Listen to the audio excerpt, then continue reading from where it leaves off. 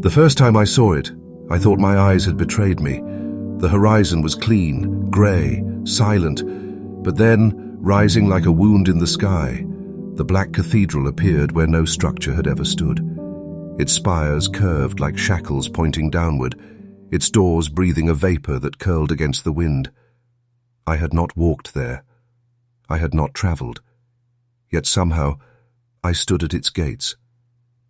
The air was heavy, not with rain, not with storm, but with the taste of iron, the raw scent of chain links ground against bone.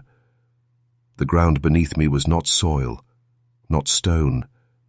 It pulsed like something alive, each step sinking deeper, as though I walked across a heart too vast to name. A sound followed, deep and grinding. Not bells, not thunder, but the dragging of metal across eternity. It echoed within my chest until I could not tell if it was outside or inside, each pulse forcing my ribs apart, as though the cathedral itself was drawing breath through me. When the gates cracked open, they did not swing. They tore, the hinges shrieking like beasts muzzled for centuries. The space inside was no space, only darkness veined with red light, dripping, moving. And at the centre stood a figure with no face, only a hollow helm carved into a cross. In its hands it carried chains, not loose but coiled, writhing like serpents waiting to seize. I wanted to turn, to run. But there was no horizon, no sky, no road back. Only the cathedral, its walls endless, its towers multiplying behind me, as if the world had folded into its hunger. I understood then I was summoned, not lost, commanded to step into what had already claimed me. The figure raised the chains, and though no voice escaped its helm, words burned through the marrow of my skull, a command, a sentence, a verdict carved before I was born. Drag them alive. And in that instant I saw them, shadows lining the aisles, thousands their mouth, sown, their eyes wide, waiting, condemned yet breathing, their limbs twitching like broken puppets, every gaze fixed upon me. They were not dead, not alive. They were the damned, and the chains in the figure's hands writhed toward mine. The chains did not fall into my hands. They burrowed, coiling through my skin as if my veins were hollow tunnels, meant for them alone. I felt each link tighten around my tendons, sinking deeper until flesh and metal were indistinguishable. I was no longer holding them. I was becoming them. The faceless figure stepped back, the hollow helm tilting slightly as though in grim satisfaction. I understood now, it was not giving me a burden. It was giving me a role, something older than language, older than even damnation itself. The cathedral had chosen, and choice had no part in it. The weight came next, not the kind of weight one knows from iron or stone, but the weight of lives. Every condemned thing bound to the chains screamed through my nerves. Their silence outside their stitched mouths was broken inside my marrow. And I heard them. I heard them in every joint, every twitch of my muscle, every throb of my pulse. They begged, some whispering, some shrieking, some only weeping in sounds that were less than human. Yet every voice knew me. Every tongue called my name, as if they had known it long before I was born. And that was the worst of it. They weren't strangers. They were familiar. They carried pieces of memory I could not place. Faces from dreams I thought were mine alone. My knees bent beneath the force. I crashed to the ground, fingers clawing at the pulsing floor. But still the chains rooted deeper. The figure watched without moving, without mercy, until finally my body adjusted, broken yet still functional, as though the cathedral would not permit collapse. It needed me standing, breathing, capable, and then, from the shadows of the nave, the first of them staggered forward, sewn mouth dripping blood where the stitches had torn, eyes wide, steps trembling as though forced by unseen strings. The chain shuddered in my arms, pulling itself toward the damned. Soul, I tried to resist, tried to unclench my fists, but my bones had already become locks. When the chain reached him, it lashed out like a striking serpent, winding around his neck, his ribs, his legs, each link embedding into his skin until he was no longer man, no longer prisoner, but extension, link upon link, part of me. And with that, I felt it. His last breath, his last thought, the terror that had followed him into this cathedral, not vanish, but enter me, carved into me, branded into my existence. The command repeating again in silence, drag them alive. The moment I tried to move, the floor responded. It wasn't stone, but flesh disguised as stone, and when my foot pressed against it, the cathedral shuddered like a body receiving pain. My skin crawled as the pulse beneath me sped up, as though it anticipated what I was about to do.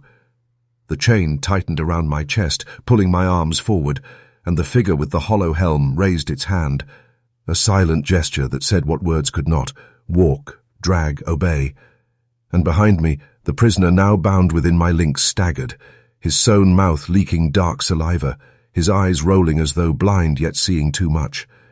Every step he took was forced by mine, as if his body had no will of its own. The chain dragged across the ground, sparks of black fire shooting up each time it struck, and each spark clung to the walls like crawling insects, igniting symbols I had never seen before, glyphs of judgment, glyphs of ownership, the language of the cathedral itself, and as I passed, the walls bent inward, whispering against my shoulders, whispering more, more. Each step forward multiplied the corridor. The path split into dozens of shifting aisles. Yet no matter how many corridors appeared, the chain pulled me down one. Forcing me where I did not wish to go, the cathedral had a mind, and it was guiding me deeper into its womb. The prisoner behind me began to convulse, his body jerking so violently I thought his bones might splinter, his sewn mouth stretched until the stitches popped, a faint sound escaping. Not a scream, not a cry, but a chant, guttural and broken. Yet the words carved fire into the floor, and I realized he was not begging to be freed. He was reciting the laws of the damned. The sound hollowed my skull, filled it with a droning vibration that made my vision blur. Yet still the chain dragged him forward, and I could not stop it. Each step I took forced him close to me, until the weight of his body pressed against my back like a shadow sewn into my spine.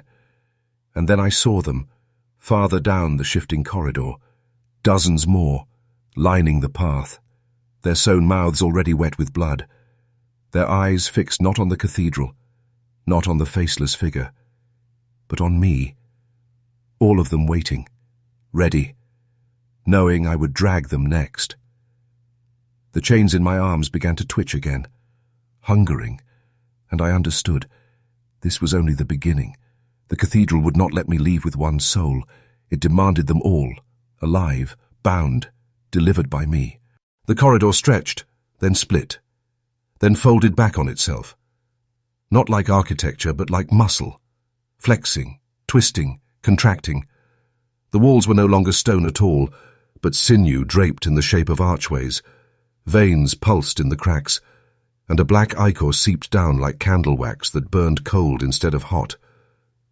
I tried to stop, to hold myself still, but the chains tightened like ligaments, jerking my arms forward, and with them the prisoner bound to me lurched, his bloodless lips quivering against the torn stitches, his head twitching violently, as if some unseen force was trying to pry something out of his skull.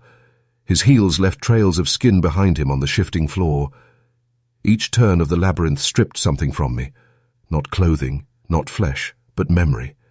I could feel pieces of myself flaking off like scabs. A laugh I once knew, a name I once spoke, a face that may have been family or lover. Gone, replaced by the chant that hummed through the bones of the cathedral, drag them alive. I pressed my palm to the wall, desperate to hold on to something solid, but the wall pulsed back, warm, slick, and when I pulled my hand away, strings of tissue clung to my skin as if the cathedral was already consuming me, making me part of its labyrinth. And then the prisoner behind me screamed, his stitches tearing fully open, his chant bursting into the air, words too heavy to belong to any mortal tongue. Each syllable made the labyrinth convulse, archways slamming shut, others opening like mouths, the path splitting into endless passageways that swallowed light and spat it back out in distorted angles. The chain pulled tighter, embedding deeper into my forearms until blood trickled down my wrists, but the blood did not fall. It floated upward, pulled into the ceiling, where it spread into symbols that glowed red and dripped back down as whispers. My whispers. The words I had once spoken in another life, now stolen, now rewritten into the cathedral's tongue. With each drag of the prisoner, I felt less myself and more like the chains. Not carrying, but becoming the act of carrying, an extension of the command, a vessel that had never been a man. And the faceless figure in the hollow helm appeared again at the end of the labyrinth, standing like a sentinel, its helm glowing faintly as though it fed on what I had lost, and around its feet more shadows stirred, countless figures with sewn mouths and pleading eyes, waiting, trembling, ready to be bound, and I understood with sudden clarity. The cathedral was infinite, and so was its hunger. The faceless figure raised its hand again, and with that simple gesture, the chains writhed through me like roots, splitting, multiplying, tearing through my muscles and bone until new lengths of iron serpent burst from my spine, my ribs, my shoulders, each one alive, each one seeking. The shadows at its feet lurched forward, staggering as though pulled by invisible hooks, their sewn mouths splitting, some with stitches tearing open, others bursting at the seams so violently that teeth fell out like loose stones. Yet no screams escaped.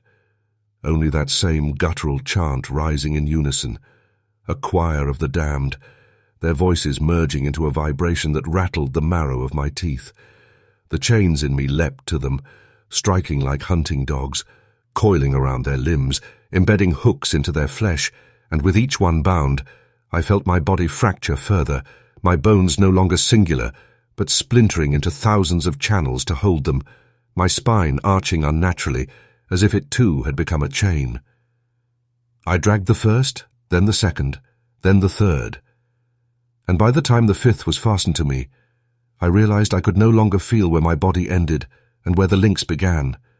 My arms stretched too far, my legs bent at impossible angles. Yet I remained upright, the cathedral forcing me to remain functional, to remain useful. Each step forward became agony layered upon agony. Not the agony of flesh, but of identity, because with each soul attached to me, a new voice whispered inside, and those voices were not random. They knew me, they named me, they spoke of my past in fragments I had forgotten, they called me by a childhood name, they spoke of sins I thought secret, they laughed with voices I once loved, and it was unbearable. The labyrinth pulsed harder, its veins glowing now with every footstep I took, the whispers of the walls growing louder, urging me to doctor. Ag faster, to fill the cathedral with the living damned. And when I stumbled beneath the weight, the walls leaned closer, as if breathing down my neck, whispering what would happen if I refused. The damned souls behind me convulsed in unison, their eyes bulging, their tongues forcing themselves against their stitched mouths until blood streamed down their chins, all of them twitching as one, puppets sharing a single hand, and I understood then that they were not individuals. They were pieces of a single body, a body the cathedral was remaking through me. When I looked ahead again, the faceless figure was gone, but in its place stood a mirror, towering, black, and polished with the shine of wet obsidian. In it, I saw not myself, but a man-shaped knot of chains, faceless, hollow, yet still dragging, always dragging. And with a voice that did not belong to me, the reflection whispered, "You were always meant to become this." The mirror shattered without sound, shards drifting upward instead of down, dissolving into the vaulted dark above. And when it was gone, I realized something I had been pretending not to notice. I was no longer deciding to move. The chains were deciding. My legs bent not by will but by command. my arms dragged not by strength but by hunger that was not mine.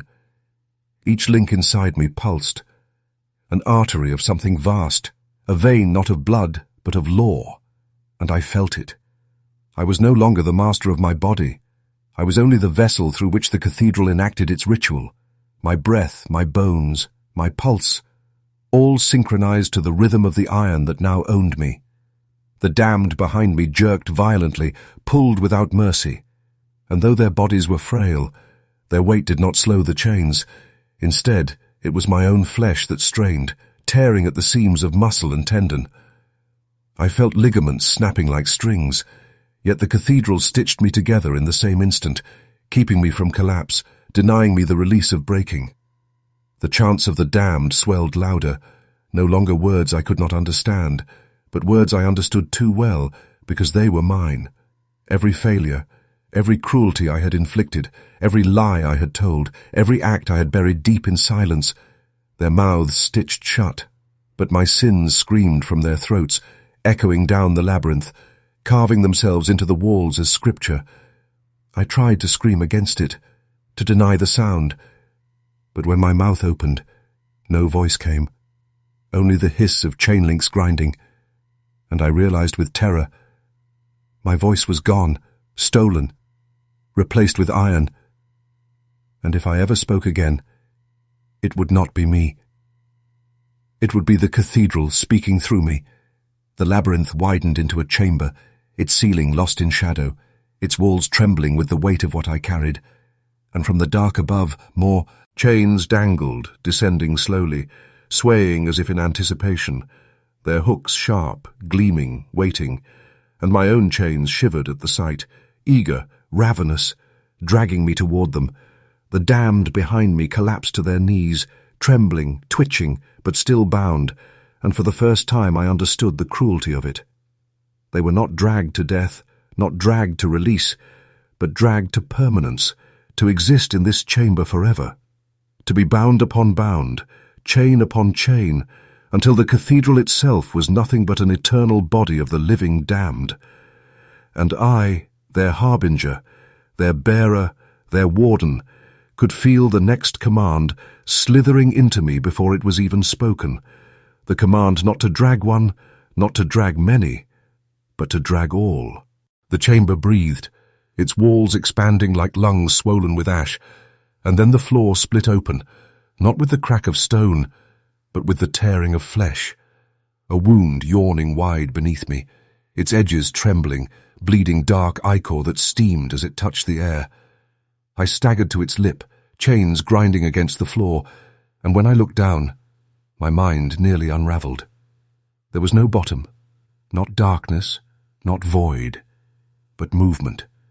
A pit filled with writhing forms, countless figures stretching downward forever, each one sewn at the mouth, each one trembling, reaching, their arms snapping upward like broken wings, clawing toward me, and the sound that should not have been possible filled the chamber, millions chanting at once, a chorus so vast it made my bones vibrate until I thought they would shatter.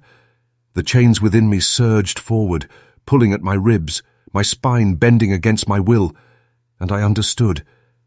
I was to feed them into this pit, every soul, every damned thing the cathedral could claim, dragged alive and bound to the hunger that had no end, the ones already tethered to me convulsed, their eyes rolling white, their stitches tearing fully open until their jaws hung loose.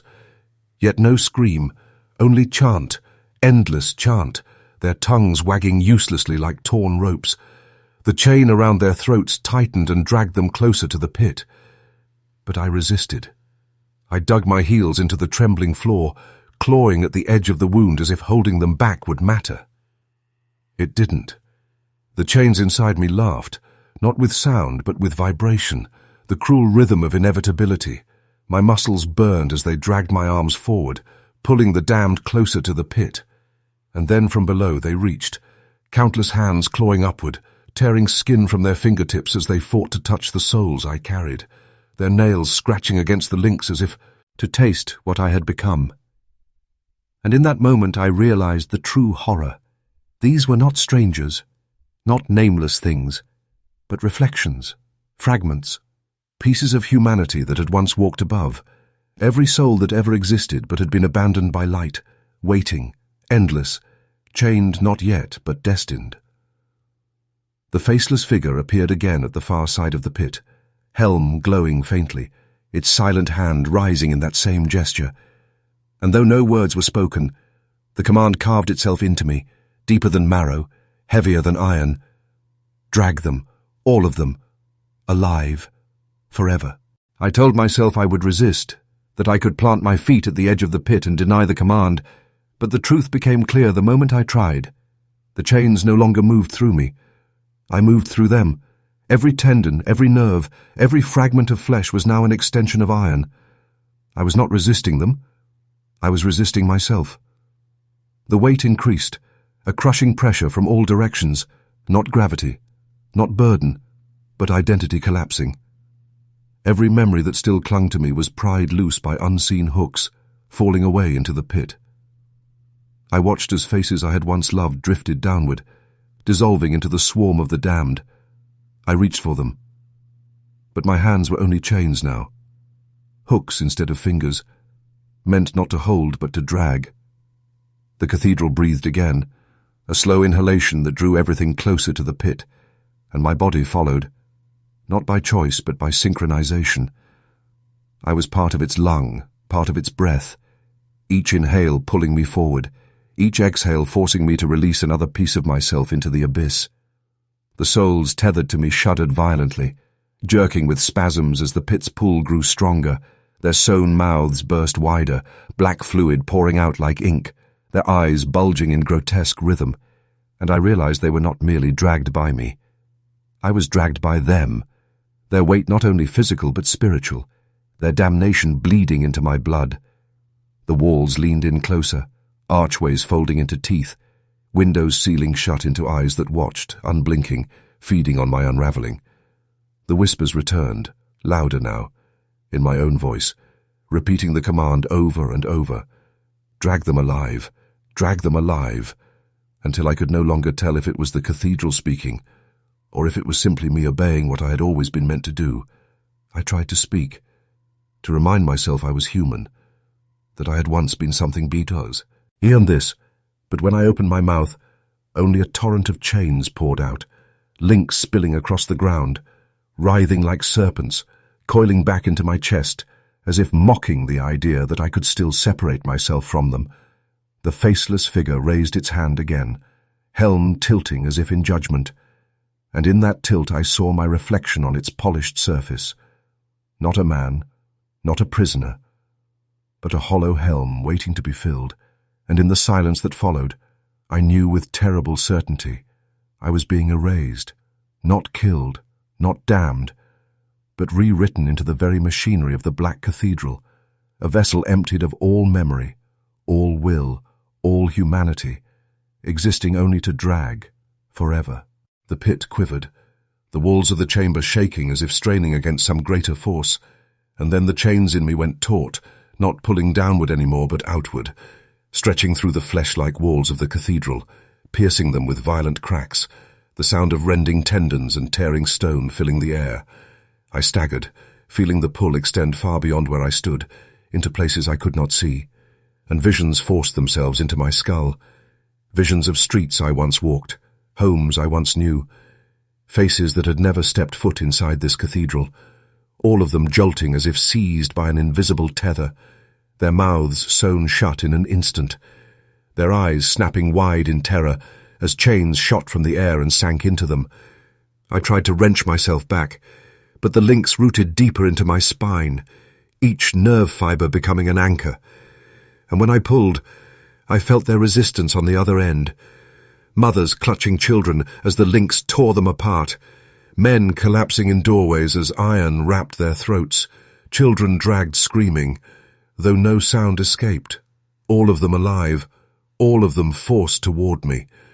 The cathedral groaned with satisfaction, its walls bulging outward, the labyrinth shifting to make space for the new arrivals, its appetite no longer confined to the dam that had already fallen. It was feeding now on the world itself, and I was its hand, its hook, its instrument of harvesting, The prisoners already bound to me writhed in violent spasms, their jaws tearing open wider than bone should allow, their eyes pouring black fluid, and with each convulsion I saw more faces flicker across their skin, reflections of those being chained far away, a grotesque merging of the living into the already condemned. And then I saw one face too clearly, a face I should not have seen, my own, eyes wide, sewn at the mouth, staring back at me for it, on the flesh of the chained, as if the cathedral had reached through time itself, claiming not just who I was, but who I had been, who I would ever be. The chains rattled violently, dozens more sprouting from my ribs, my throat, even my eyes, stretching through cracks that should not exist, reaching farther, hungering wider, and the faceless figure stepped closer, helm gleaming, its silent presence pressing into me with unbearable certainty, and though it did not speak, I heard the command as clearly as breath against my ear. Drag them all, not just here but everywhere, until nothing is left unchained. The first scream I never heard was my own city, not carried by sound but carried by vision. I saw the streets buckle, the sky bend, every stone, every brick pulled inward, dragged not by storm or quake, but by chains erupting from beneath, writhing like roots tearing through the earth, latching onto everything that dared to exist. People ran, but there was no escape. Chains snapped through their shadows, through their reflections, through their breath, stitching their mouths before they could even cry. I felt them in my chest as they fell, every heartbeat binding itself to mine, every pulse adding weight until I could not stand. Yet still I stood because the cathedral demanded it. I saw rivers coil upward like serpents, water turning black as lynx slithered through its current. Oceans dragged inland, swallowing cities whole. Yet no one drowned. They were kept alive.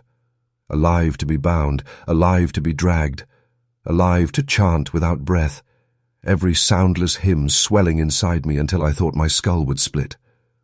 The sky fractured, constellations splitting open like eggshells, stars collapsing into links that poured downward, embedding into the cathedral's flesh.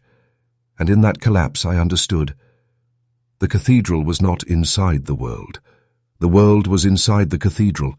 Every place, every time, every memory I thought was real was only a chamber waiting to be consumed. The damned tethered to me shook violently, their skin peeling away, their bones shattering. Yet they did not die. They reformed again, reshaped into new prisoners, new mouths stitched, new eyes wide. And I realized their torment had no cycle of ending, only repetition. They would break forever, but never escape. My body convulsed as the chains extended farther, not just through streets, rivers, skies, but through thought itself, reaching into memories that had not yet happened, into futures that see, it'd never be, binding even possibility, dragging every what-if into the cathedral's endless corridors. Nothing left unchained, not even imagination. The faceless figure stepped closer, helm tilting until it hovered inches above mine. The hollow emptiness where its face should be reflected me, and I saw the truth. I had no face anymore, no name, no past, no future. Only the chains writhing where I had once been.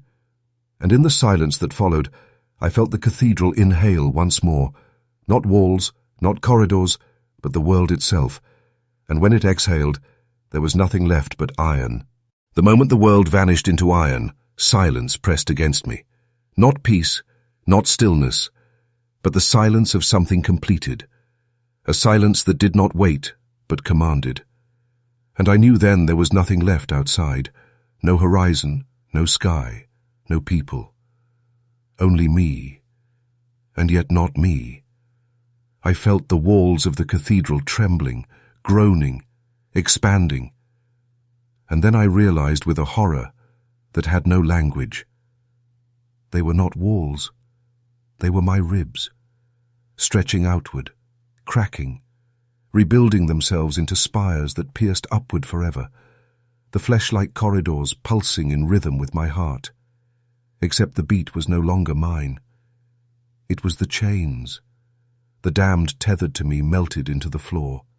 their bodies stretching, merging, dissolving into the foundations, their sewn mouths now carved into the walls, chanting forever as the cathedral's stones, their eyes blinking within the stained glass, their bones bending into arches, the architecture of suffering reformed into permanence. I tried to breathe, but when my lungs filled, the sound was not air. It was the rattling of links grinding against one another, and when I exhaled, iron smoke poured out, coating the floor in a fog that whispered with every step. The whispers were mine, stolen, multiplied, erased, given back as scripture to the cathedral. The faceless figure approached, helm glowing faintly, and for the first time I understood what it was. Not my captor, not my warden, but my reflection. An echo of what I had always been destined to become. It raised its hand again, that same gesture, and I saw the hollow helm open like a mouth, chains slithering from within, wrapping around my skull, forcing it downward. And when I looked again, I saw that I was wearing the helm. I was the figure, faceless, voiceless, yet eternal. And the chains that writhed from my body no longer bound others. They were me. They were my nerves, my veins, my marrow. The pit beneath me widened, now not below but within, stretching downward forever, and every link in me strained toward it, eager, ravenous, commanding me to drag more, always more. And in that moment, I understood the cruelest truth. There was no black cathedral to enter, no summons to obey. I had never walked here. I had always been here. I was the black cathedral. I had always been its walls, its chains, its pit, its command. And the command burned once more, eternal, undeniable. Drag the damned alive, and never stop. The silence did not remain. It cracked, like glass under a hammer, and through it seeped a vibration that was not of the cathedral, not of chains, not even of the damned who had already merged into its living stone. It was older, wider, a sound that came from beyond everything. At first, I thought it was the screams of those I had already dragged, echoes breaking loose. But the longer I listened, the more I knew. These were not echoes. They were invitations, the voices of things that had not yet existed, unborn realms, whispering their desire to be bound before they were even real, calling to me as if my chains could stretch into their unborn skies and pull them into form. The pit inside me widened again, this time tearing deeper than space. It became a wound in creation, blacker than any shadow, hungrier than any void, and I felt the chains within me quiver, stretching downward, not to earth, not to hell, not to death, but into that unborn silence, where time itself groaned in fear of what was entering. Each link rattled, pulling against me, begging to descend, and when I resisted, for some part of me still remembered resistance, the chains tightened around my throat, pulling my breath into their rhythm until I understood. Resistance was no longer mine to command. I was only the vessel. I saw them then, beyond the tear, shapes that had not yet found form, writhing in potential, begging for chains to give them order, begging for iron to cut them from the chaos and pull them into suffering. And as the links descended, they began to attach themselves to those shadows, pulling them screaming into being, not as worlds, not as heavens, but as prisons within the cathedral. I realized the architecture had no end. Every wall I thought was fixed could split. Every spire I thought was finished could climb higher.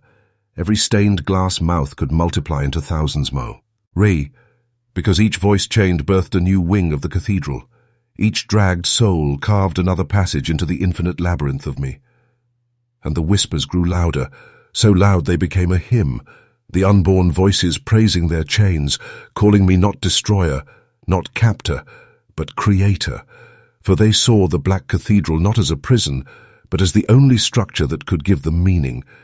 And as the pit kept tearing wider, I finally saw what awaited at its deepest root, a chain so vast, so old, it was not forged but grown, a spinal column of iron stretching beyond eternity, and it pulsed once, commanding me downward, and I knew then the Black Cathedral was not mine, nor was I its master.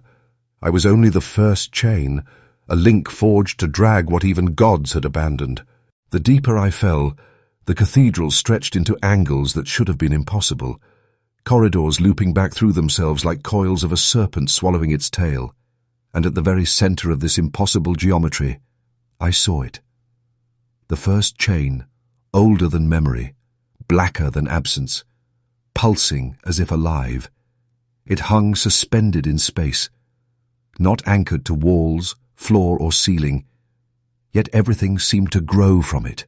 Every corridor, every spire, every chamber of flesh and stone extending outward like the branches of a tree rooted in infinity. The chains I carried throbbed in recognition, each link a reflection of that first pulse, calling me to it, warning me, commanding me. I tried to touch it, to understand it. But as my hand drew near, a surge of force flung me backward, slamming my body into the living floor, splintering ribs and tearing sinew. And yet I rose again, because the cathedral would not allow collapse. It would not allow death, only obedience. And my chains surged forward to link with it on their own, bypassing my will entirely. And in that moment I understood. The first chain was not made to bind the damned. It was made to bind me. Or rather, to bind what I had been before the cathedral claimed me.